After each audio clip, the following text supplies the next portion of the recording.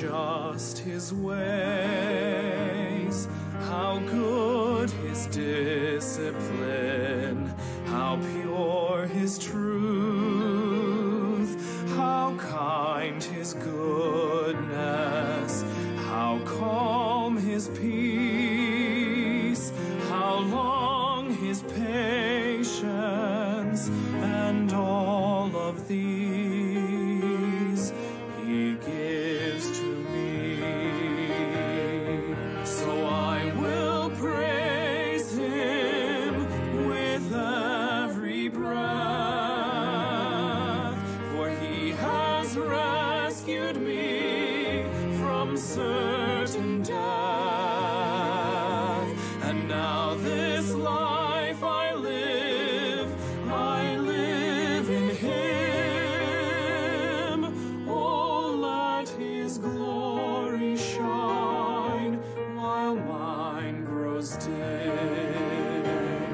How vast his grace, How broad his power, how grand his majesty, how true his reign, how bright his glory, how strong his might, how clear his triumph, and all of these he gives to me. So I will praise him with every breath, for he has rescued me from certain death. And now this life I live in him. Oh, let his glory shine. Oh, let his glory shine. Oh, let his glory shine while mine grows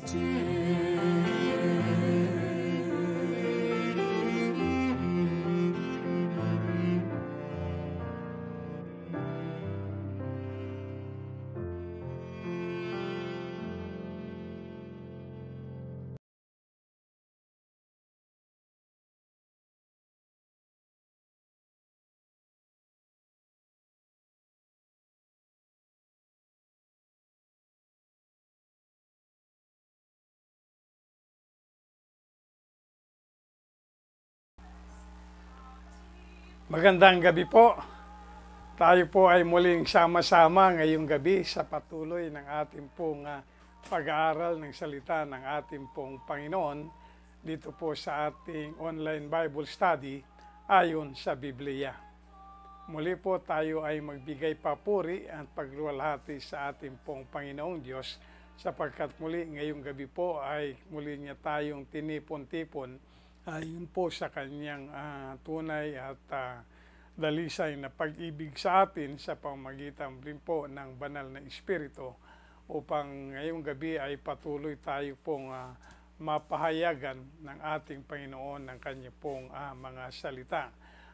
Tunay nga po na ang Diyos natin ay mabuti sapagkat patuloy po ang pagkakataon na kanyang pinagkakalob sa atin at patuloy niya tayong binibigyan ng pag-ibig sa kanya pong mga salita. Ano po at sa kabila ng marami tayong mga pinagkakaabalahan ay nananaig sa ating pong puso ang pagbibigay ng panahon para sa ating pong patuloy na pag-aaral ng salita ng ating pong Diyos. Tayo po'y sumandaling manalangin bago po tayo magpatuloy. Dakila naming Diyos, kami po ay nagpupuri at nagpapasalamat muli sa inyo ngayong gabi sapagkat ang gabi pong ito ay muli ninyong itinakda sa amin para sa inyo pong kapurihan at inyong kalwalhatian at para sa amin pong kabutihan, lalo't higit sa amin pong buhay sa Espiritu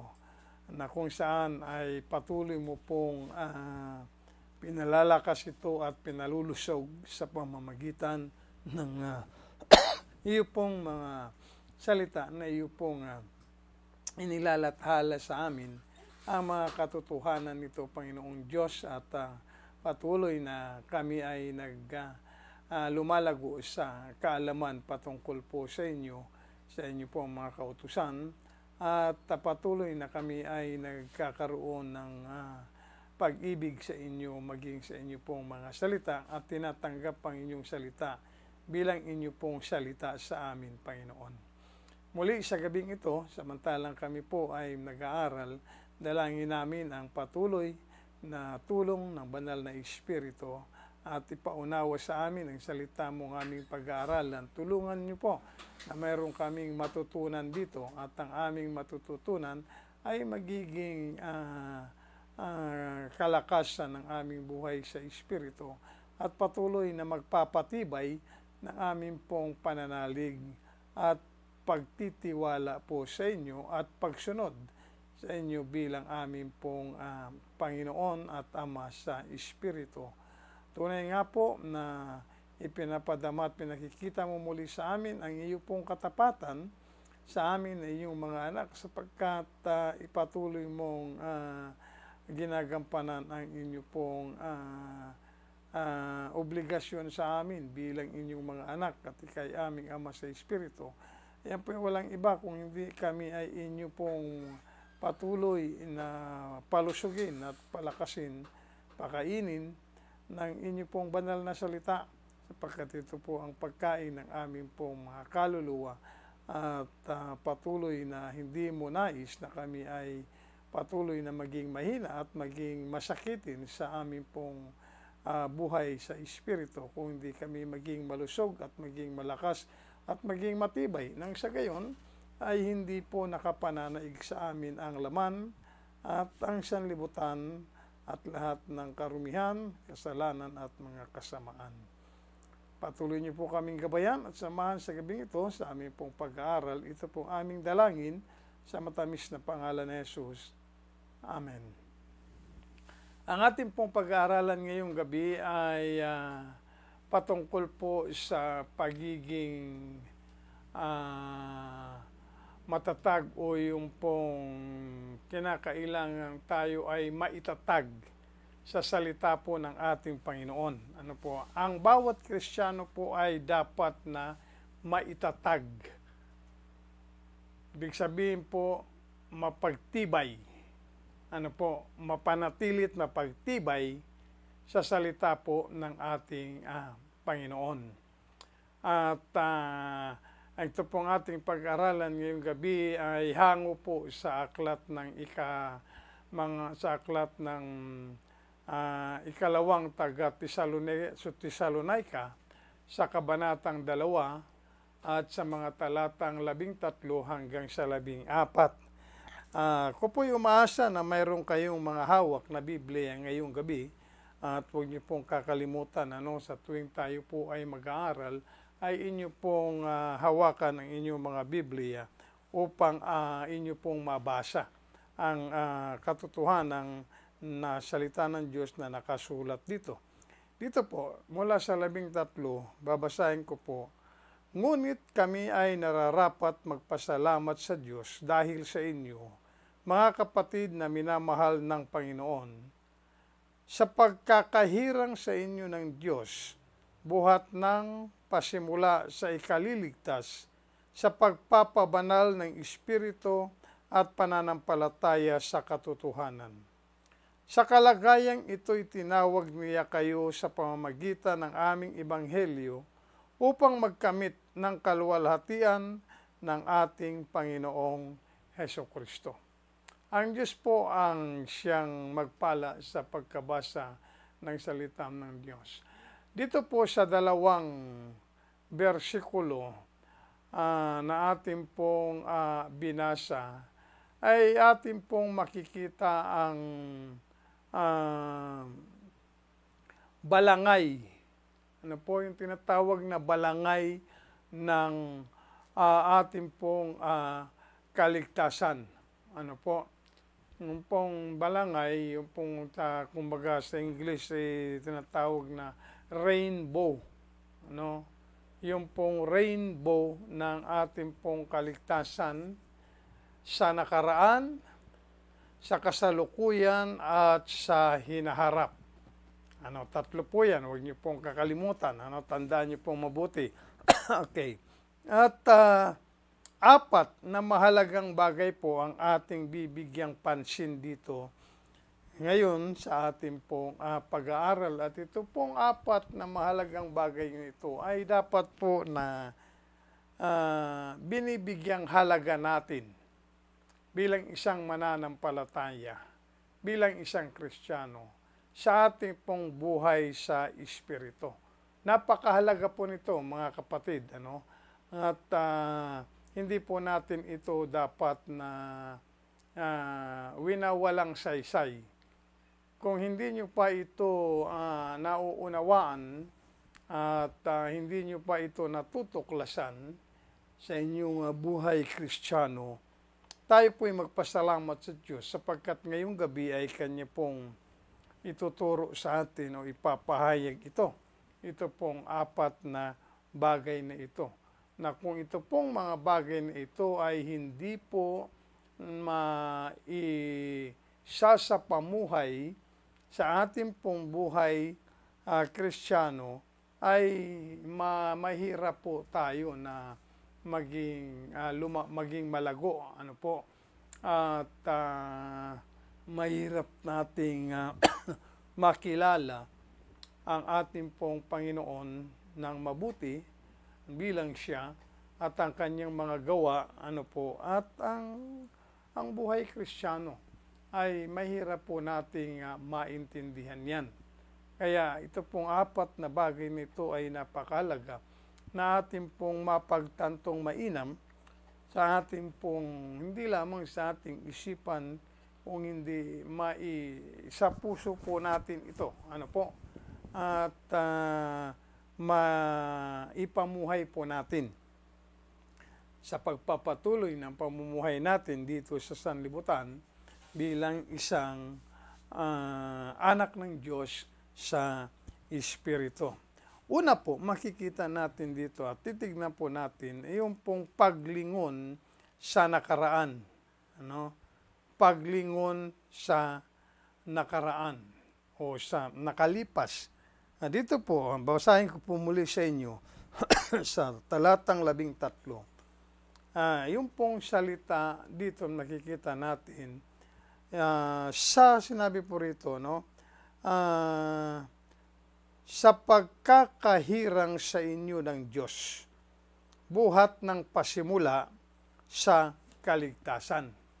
Yung pong mga katagang yan, sa pagkakahirang ng Diyos, buhat pa ng pasimula sa kaligtasan. Ito po ay paglingon sa nakaraan. Alam niyo po, bilang isang mananampalataya, ito po isang napakahalagang bagay na dapat na talagang nabibigyan natin ng importansya sa ating buhay. Dapat po ay ating binabalik-balikan yung pong panahon na kung saan naranasan natin ang kaligtasan natin mula sa kasalanan. Nang tayo po ay nanampalataya sa ating Panginoong Hesukristo. Upang tayo po ay manatili yung ating pagpapasalamat sa ating pong Diyos sa kaligtasan na kaloob niya sa atin. Alam niyo po, habang binabalik-balikan natin at patuloy na pinag-aaralan yung pong ating kaligtasan, lalo nating nakikilala kung sino tayo bago tayo naligtas. At yung napakadakilang bagay na ginawa sa atin ng Diyos, yung kanyang pagmamahal sa atin. Kung ating talagang mapagtatantong mainam yung ating pagiging makasalanan, at kung papaanong nagawa ng Diyos na tayo ay kanyang ibigin. sa kabila na tayo'y makasalanan, sa kabila na tayo ay tumalikod sa Kanya at naging inosente tayo patungkol sa Kanya, dahil na nagkasala po ang tao ay talagang nawalan siya ng kaalaman, no? Patungkol po sa Diyos. At makikita natin ngayon, maraming mga tao nga na hindi pa naniniwala sa Diyos eh. Bakit hindi sila naniniwala sa Diyos? Sapagkat nawala talaga yung pagkakakilala ng tao sa Diyos. At maging ang kanyang isipan ay walang kaalaman patungkol sa Diyos. Ganun po ang naging kalagayan ng tao nang magkasala laban sa ating pong Panginoon. Datapot ang Diyos po natin ay sadyang maibigin at mahabagin, na sa kabila po niyan ng ating kalagayan, tayo'y Kanyang inibig. At siya'y gumawa mismo ng paraan upang mapanumbalik ang ating pagkakakilala sa Kanya. At magkaroon tayo ng hangarin na siya ay ating pang makilala, masamba at mapaglingkuran bilang ating pong Panginoon. Ano po? Kaya napakahalaga po ng ating binabalik-balikan na pinag-aralan yung pong nakaraan ng ating pong kaligtasan. Napakahalaga pong linilingon natin yan. Ano po? Biruin no, isa tayong makasalanan. Ano?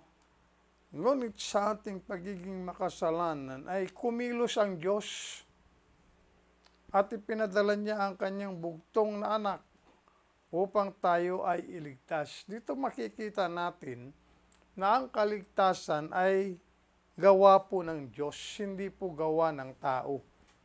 Ito po ay gawa ng ating pong Panginoong Diyos.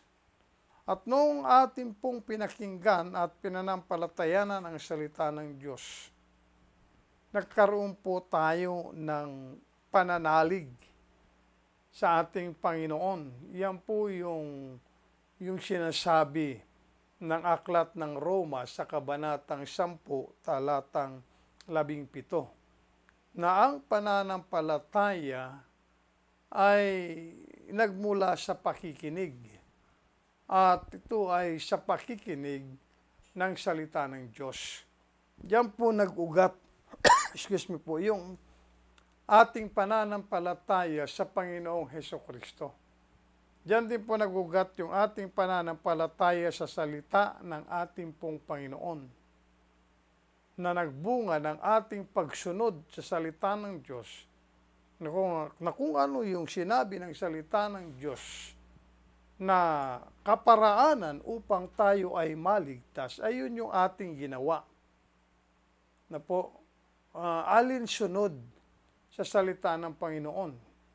Katulad po, sinabi sa aklat po ng Epeso, kabanatang 2, talatang 18. Ano po ang sinabi doon? Ano?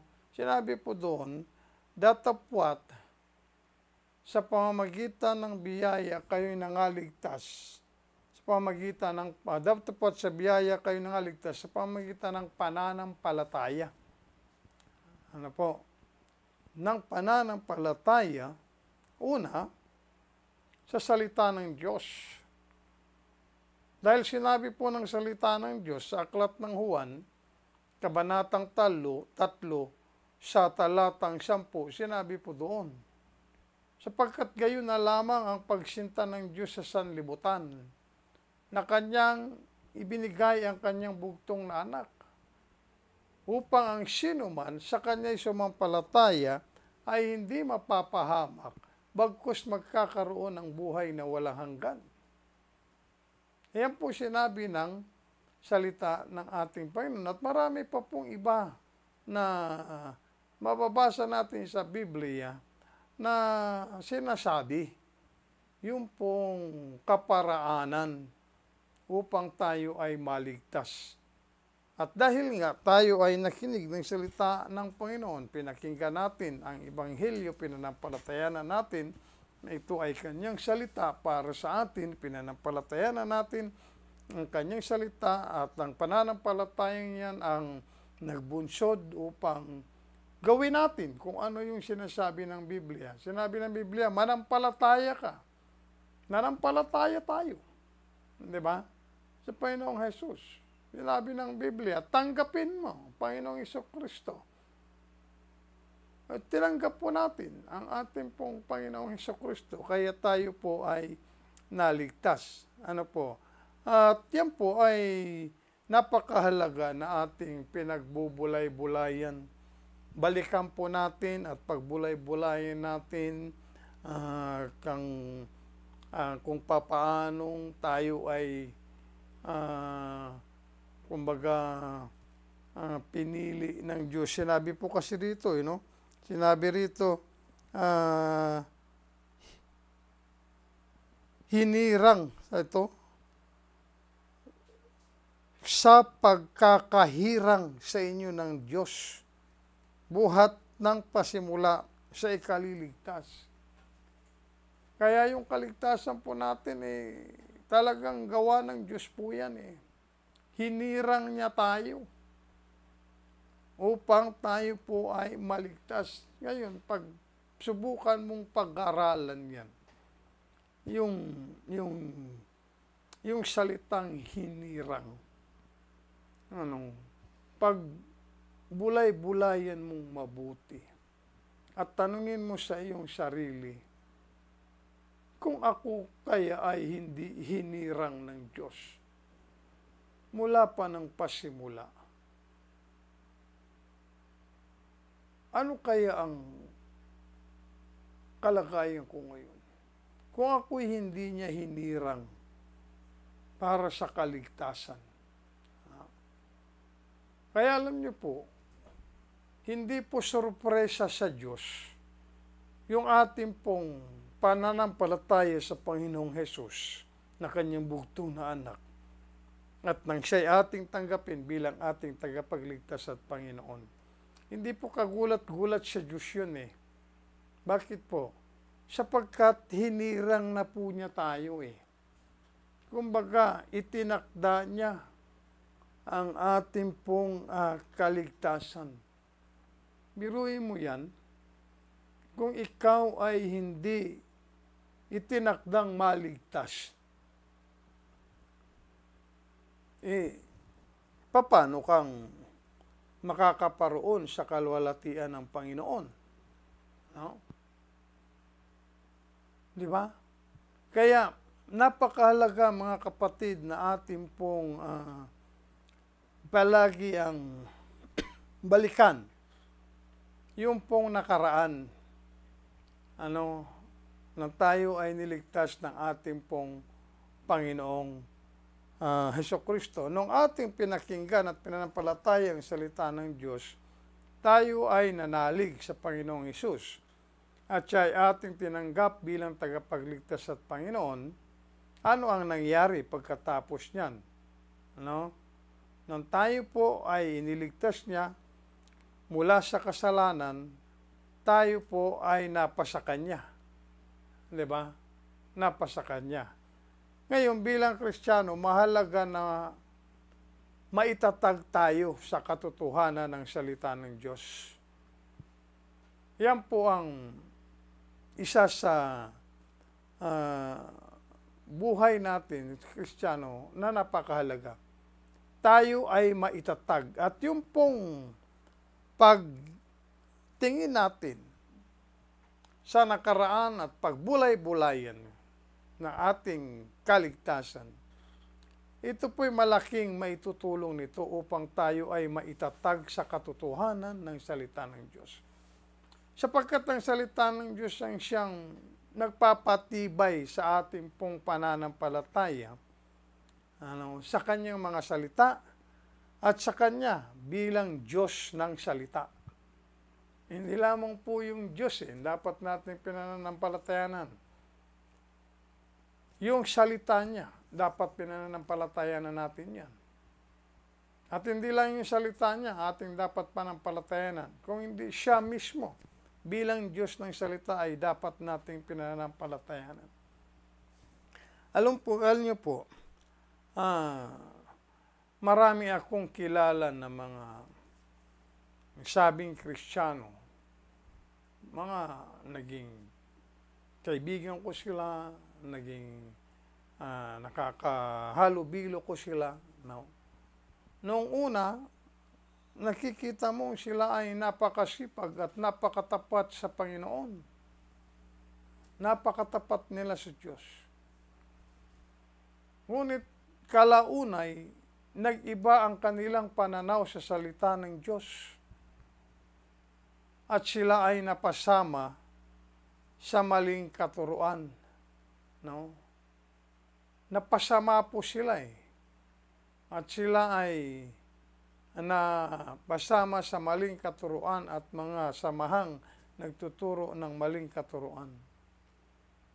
Ano ang nangyari? At bakit nangyari na sila ay nawala sa katotohanan? Ang sagot po ay simple lang. Hindi sila naitatag sa salita ng Diyos. Hindi sila naitatag sa salita ng Diyos. Marahil hindi rin nagkulang yung mga pastor na nagtuturo sa kanila ng salita ng Diyos.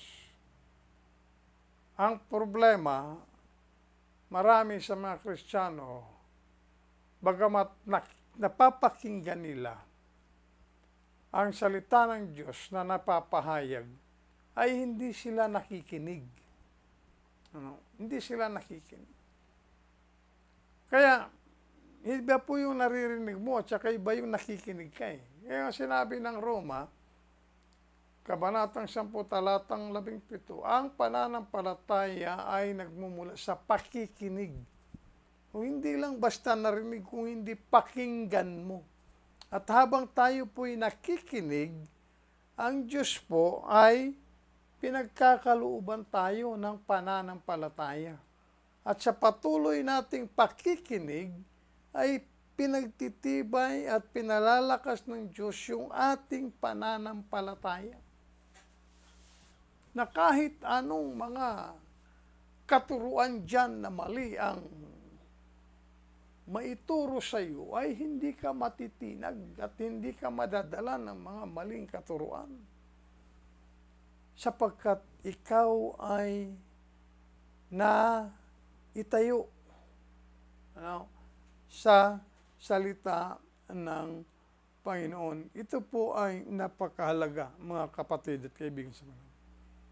Tayo ay maitatag sa salita ng Diyos. Kaya marami sa kanila ang nakalimutan na rin nila ang nakaraan kung paano sila iniligtas ng Diyos. Kasi nga hindi sila naitatag sa salita ng Panginoon. Kaya yan po ang unang bagay na dapat nating maunawaan. Yung pong paglingon sa nakaraan. Nakalipas ating pong kaligtasan. Ang ikalawa, ayun naman pong ating pagtingin sa kasalukuyan bilang isang ligtas na kaluluwa. Kailangan mayroon din tayong magandang paningin at pagkakaunawa sa kasalukuyan. Ito mahirap sa maraming Kristiyano. Basta alam nila ay ligtas na sila pero ayaw nilang tignan yung kasalukuyan. Ano po yung kasalukuyan? Dito po sinabi sa talatang 13 pa rin, sinabi rito na sa bandang huli, sa pagpapabanal ng Espiritu.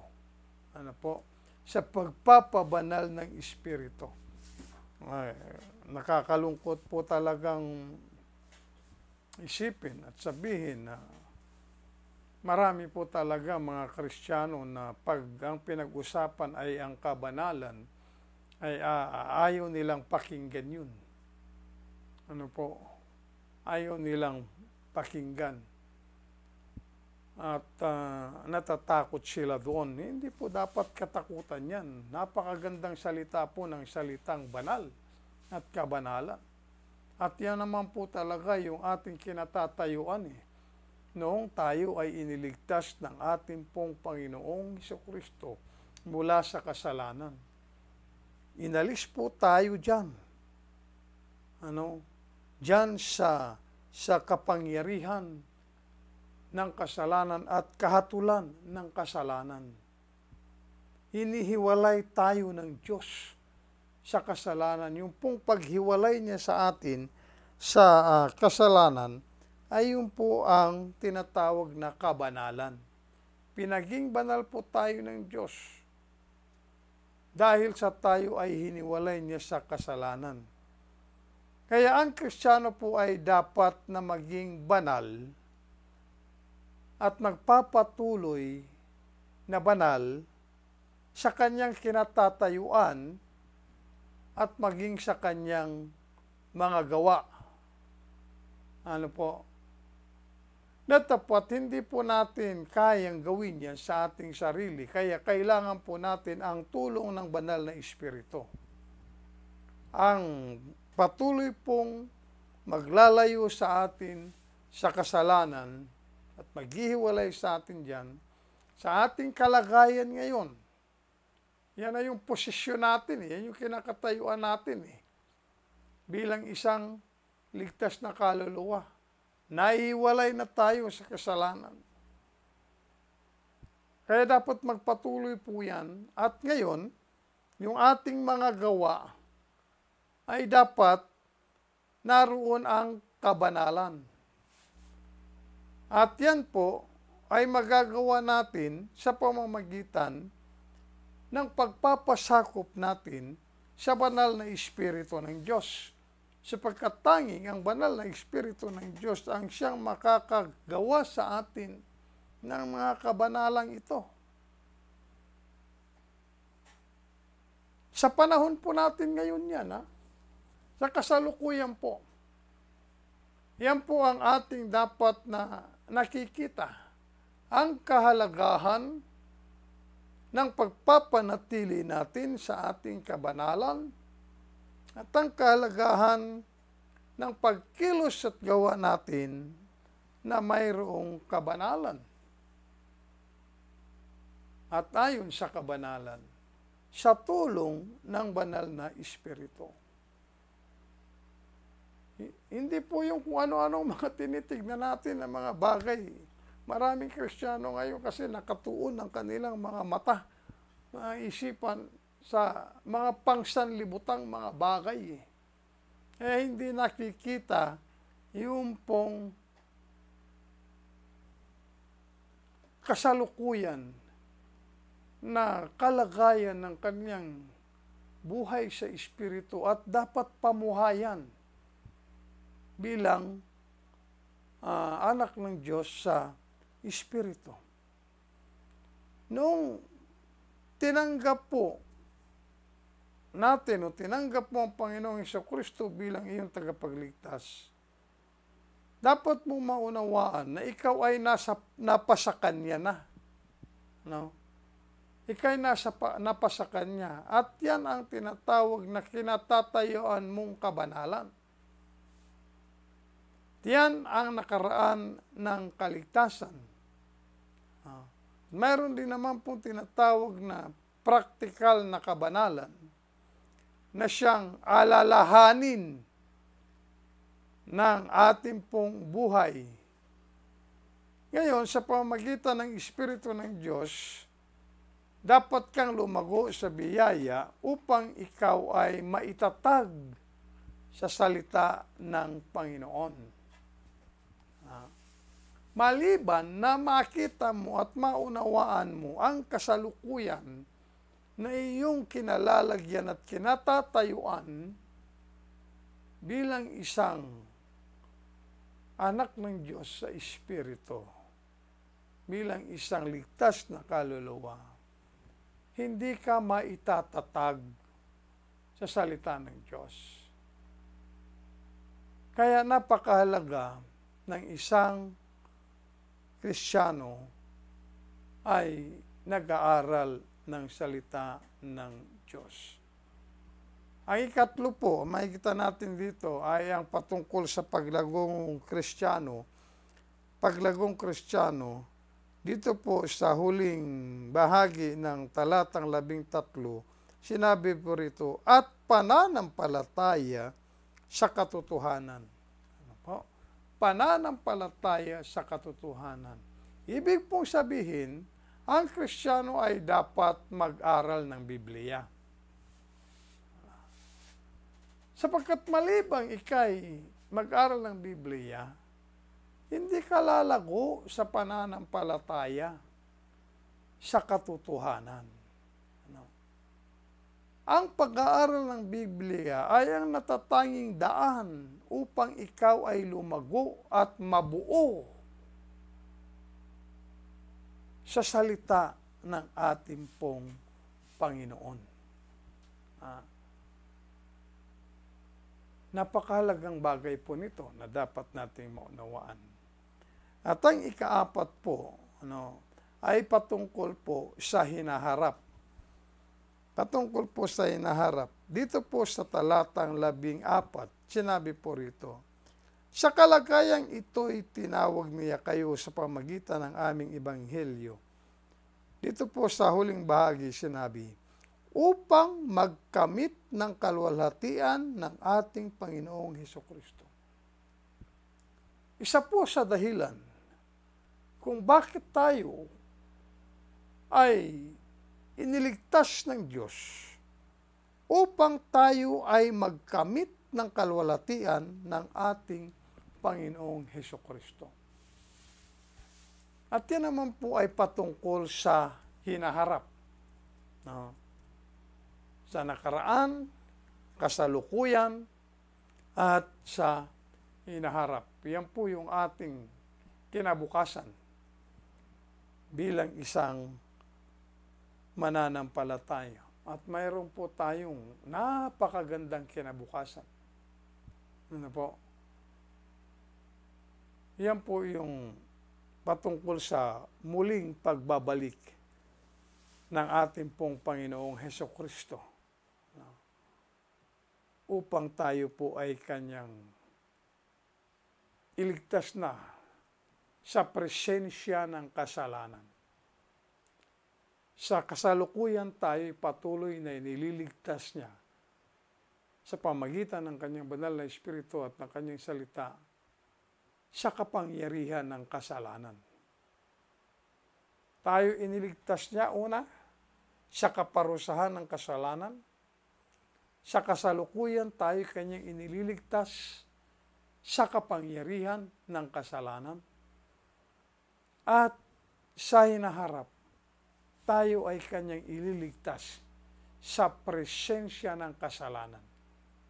Sapagkat doon po sa presensya ng ating Panginoon, sa kanyang kaharian, ay wala ng kasalanan at doon ay hindi na tayo magkakasala pa. Hindi na natin doon magagawa ang magsinungaling. Hindi na natin doon magagawa ang kanong mga sikreto. Sapagkat tayo ay ligtas na sa presensya ng kasalanan. Kaya ito pong dito sa talatang 14 sa huling bahagi ay tumutukoy po sa hinaharap. Tignan po natin ang ating Biblia sa unang sulat ni Apostol Juan. Unang Juan, sa kabanatang 3 at sa talatang 2 po. Unang sulat ni Juan, kabanatang 3, talatang 2, sinasabi po rito, mga minamahal, ngayon ay mga anak na tayo ng Diyos at hindi pa nahayag kung magiging ano tayo. Nalalaman natin na kung siya ay mahayag, ibig sabihin po, kanyang pagbabalik, sinabi po rito, tayo'y magiging katulad niya sapagkat siya ay ating makikitang gaya ng kaniyang sarili. Mukhaan po, makikita natin ang Panginoong Jesucristo. Ano? At tayo po ay tatanggap ng kanyang kalwalhatian at magiging kalwalhatian sa kanyang pagbabalik. Bilang isang perpekto, tayo ay magiging katulad niyang perpekto na. Ano po ibig sabihin ng perpekto? Pag tayo ay kinuha na ng Panginoong Jesucristo dito sa sanlibutan, tayo magiging perpekto na. 100% na perpekto na. Bakit po? Kasi wala na tayo sa presensya ng kasalanan at hindi na rin tayo mapagharian pa ng kasalanan. Ano? Sapagkat doon ay wala ng kasalanan. Sa aklat po ng Kolosas, Kabanatang 1, talatang 27. Kolosas, Kabanatang 1, talatang 27. Ito po ang sinasabi, na sa kanila'y minagaling ng Diyos na ipakilala kung ano ang mga kayamanan ng kalwalhatian ng hiwagang ito sa gitna ng mga hintil, na ito'y si Kristo na nasa inyo, na pag-asa ninyo sa kalwalhatian. Napakaganda po nito talaga, no? Na sinabi salita ng Diyos. Siya ang ating pong kalwalhatian. Kaya, napakita natin na anong dakila masasabi natin, anong dakila at magandang inaasam-asam na mayroon tayo sa hinaharap sa ating Panginoong Jesucristo. Ang makamit ang kanyang kalwalhatian.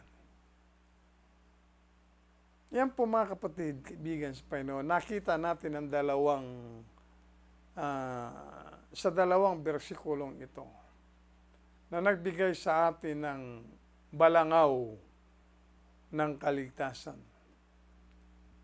Tayo ay naligtas o naging ligtas. Yan po nang tayo ligtas ng Panginoong Jesucristo.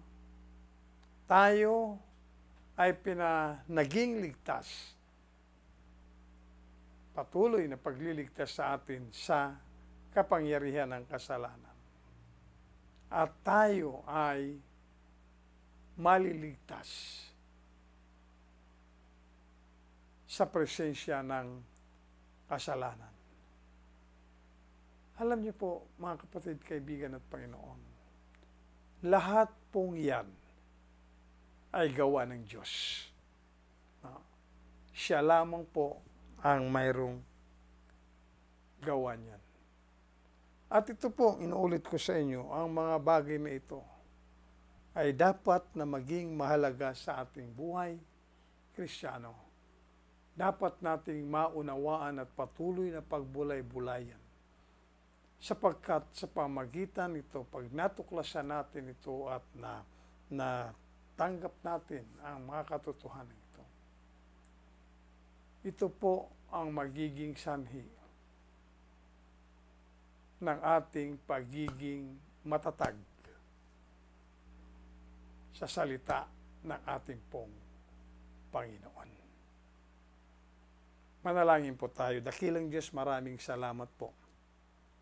Sapagkat muli sa gabing ito ay itinuro mo sa amin ang mga katotohanan mula sa iyong salita. Napakabuti ninyo, O Diyos, sapagkat hindi ninyo itinatago sa amin ang mga katotohanan. O tulungan niyo kami, Panginoon, sa pamagitan ng banal na Espiritu na patuloy maipaunawa sa amin ang mga katotohanan ito.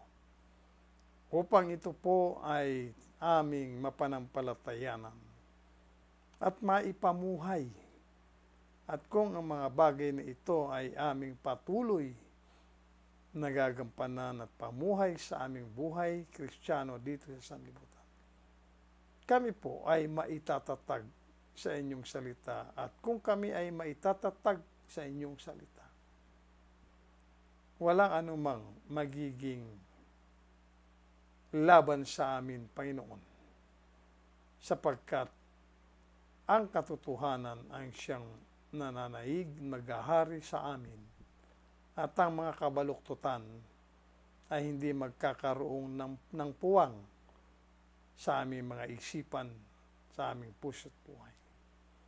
Patuloy niyo kaming gabayan ng banal na Espiritu ninyo at dalhin kami sa paglago sa aming pong pananampalataya sa inyo at sa inyong biyaya.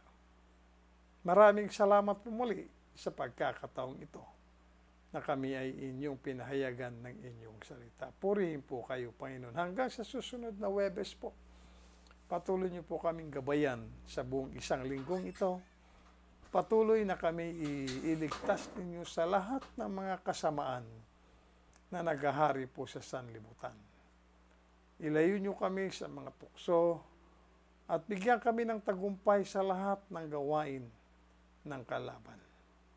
Patuloy niyo kaming palakasin at palaguin sa pananampalataya at sa konbiksyon sa katotohanan sa inyong salita. Pakaingatan niyo po ang aming buhay Kristiyano. Patuloy na kami ay inyong palaguin sa kaalaman patungkol po sa inyo, sa inyong mga gawain at inyong mga kalooban, upang ito ay maisakatapuran namin sa tulong ng inyo pong banal na Espiritu. Ilayo nyo kami sa anumang klase ng mga karamdaman, matinding karamdaman, at ang may mga pangangailangan, inilalapit namin sa inyo. Lahat na may mga karamdaman, dalangin namin ang kagalingan nila sa pamagitan ng inyong kapangyarihan. At ang may mga pangailangan, dalangin namin sa pangalan ng iyong anak ng Panginoong Jesucristo, na pagkalooban niyo po sila, Panginoon. Muli, maraming salamat po. Ito pong aming dalangin sa matamis na pangalan ni Jesus. Amen.